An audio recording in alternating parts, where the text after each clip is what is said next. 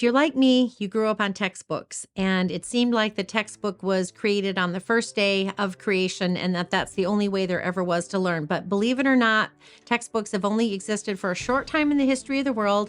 And for most of our history, we have learned from real books, the best books ever written. Well, that's exactly what we have in the library here. In fact, you may have heard me use the term living books. That means the content is so alive and so vivid and so memorable that it first takes residence in the heart and then, of course, gets the brain all motivated to pay attention and organize it. So can these living books actually be the meat and potatoes of one's education? Absolutely. So you get to choose the level of engagement you want. They can be just dessert or they can literally be the main course. Let me give you an example of how something like this would work. First thing is that usually people feel like if they do living books that they wouldn't know what to study when, but nope, there is an aid for that. There are all sorts of aids. Here's a great example of one for studying the oceans. If we open this up, we'll see that it has a brilliant outline in it.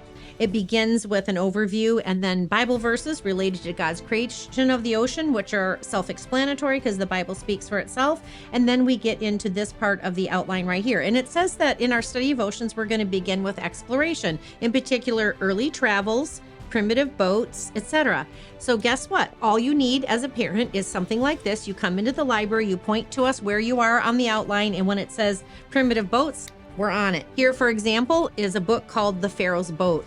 And this shows in fascinating form all the various pieces that had to be cut just to assemble one side of an Egyptian boat. On the next page, we'll see how they actually wove the different pieces together. This is extremely interesting and extremely memorable. But there's that same topic again, Egyptian boats here. So different levels and different ages can study the same thing, something we'll talk about more later. And then, for example, it talks about the early explorers such as the Phoenicians, the Greeks, the Romans, and the Vikings. You see that here on the outline? Let me show you, for example, how that works again too. What I would do if you were coming here and you were showing me that's what you're going to study is I would immediately go get this book right here, Meet the Men Who Sailed the Seas. Guess what?